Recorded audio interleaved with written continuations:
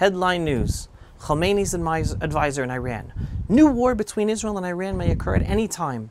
Reports Sayed Yahmi Rahim Safavi, an advisor to Supreme Leader Ali Khomeini, announced the possibility of renewed conflict between Israel and Iran on Sunday, Persian media reported. This is his exact quote, and I quote, "We are not in a ceasefire.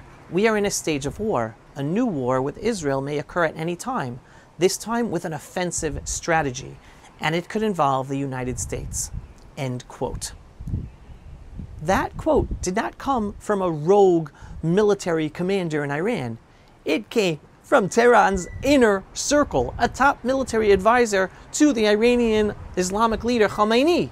And in case anyone thought the war we fought with Iran in June, when Israel's Operation Rising Lion struck Iranian ballistic and nuclear targets and both sides exchanged long-range fire, was over, think again. Iran is telling us plainly, this is only the beginning. We're still in the middle of the war, even though we're at a ceasefire. And while most people, including much of our own media and government, remain fixated on the daily updates from Gaza, another firefight, another hostage video, another tragic funeral, we're in danger of missing the bigger picture. Gaza is a tragedy, but is not the war. It's one front in Iran's seven-front war against us, with Iran itself being the major front. Many things going on across the Middle East today, including Lebanon, Syria, and Yemen. Every headline, every escalation is part of the same Iranian campaign against Israel to destroy us, directed by the Islamic regime of Iran. While each is a crisis in its own right, they're not isolated. They are sideshows, tactical distractions in a much broader, more dangerous war for regional dominance. And Iran doesn't hide it. They just said the war is going to continue. They say it publicly. Safavi's statement is not a bluff. It's a doctrine. While we in Israel are arguing over the IDF's operations in Gaza, hostage negotiations with Hamas, war cabinet decisions, or even whether to keep fighting in Gaza, Iran is rearming.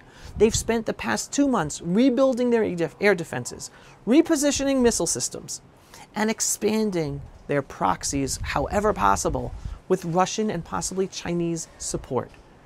We are in a post-ceasefire illusion with Iran, but Tehran, the Islamic regime of Iran, is still in war mode. What's at stake here isn't just Israel's security. It's the future of the Middle East and the world.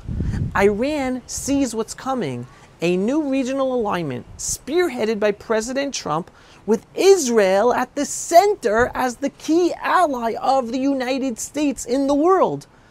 Trump wants to establish a new shipping corridor all the way from India through the Gulf to Israel's ports to America. A strategic energy access that would also run through Israeli innovation and Eastern Mediterranean gas fields, connecting the East and West. A realignment of the Arab world toward peace and prosperity without the Islamic regime of Iran. That's what Iran is desperate to prevent. That's why they're still fueling chaos across every front where they can, even though Israel has damaged them almost everywhere. That's why they're threatening to continue the war with offensive intent. And let's be honest, unlike in past decades, Israel is now the obstacle to Iran's imperial ambitions. At first, they just wanted to destroy us. Now we're an obstacle. Not the United States, not the UN. Israel, the Jewish state of Israel, is standing in their way. So no, this war with the Islamic Republic of Iran is not over yet. And those who think it is are sleepwalking into the next phase of a direct Iran-Israel confrontation. The only question is not if it's coming, but how prepared we will be when it does. And it will come, not a question of if and when. And I think Israel is prepared. We know it's coming. This is why we must stop treating Gaza as the whole picture. It's not. The hostages, the rockets, the tunnels, all real, all painful, all critical, and we have to finish. But they are symptoms. The disease is still the Islamic Republic of Iran, headquartered in Tehran. If we continue to treat the symptoms without addressing the source, the Islamic Republic of Iran, we will keep bleeding. And I do believe Israel knows this, and it's working behind the scenes on this together with the Trump administration. Safavi's warnings should be a wake-up call. Iran is not de-escalating. Iran is not seeking quiet. They are biding their time, testing the waters, and waiting for a moment of weakness on our part. The West may not take them seriously, but Israel is taking them seriously because we know that we are the ultimate target and they want to continue the war against us.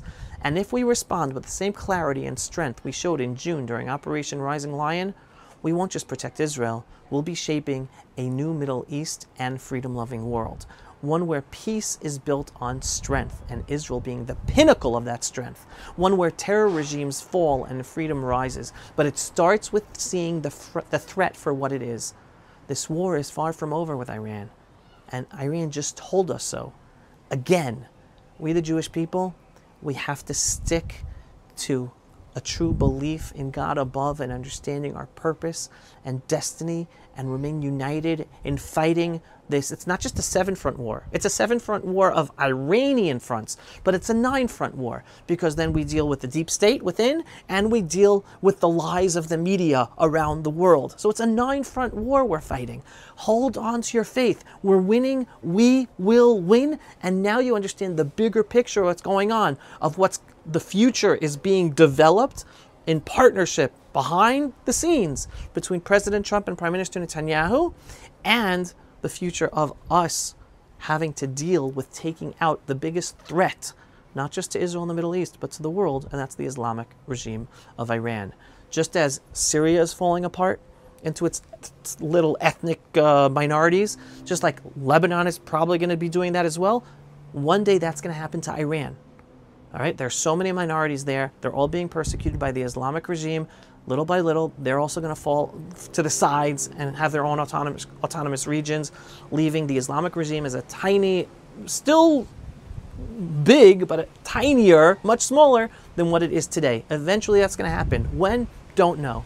In the meantime, keep your eye on the ball and stick with us at the Pulse of Israel to understand what's really going on beyond the headlines. Am Yisrael Chai. If you are not yet a subscriber to our daily, belief-based, inspiring, politically incorrect, truthful videos about Israel, the Jewish people, and the freedom-loving world, what are you waiting for? Go to pulseofisrael.com and click to subscribe today. And yes, we are a donor-based operation. We need your donations for support in order to make these videos and get our videos seen and do all the work we do. So every once in a while, whether a large donation or a small donation, just go to pulseofisrael.com and click on the donate button. Shalom, everyone, and thanks for watching. Pulse of Israel, frontline videos from the Holy Land. Support our work by donating today.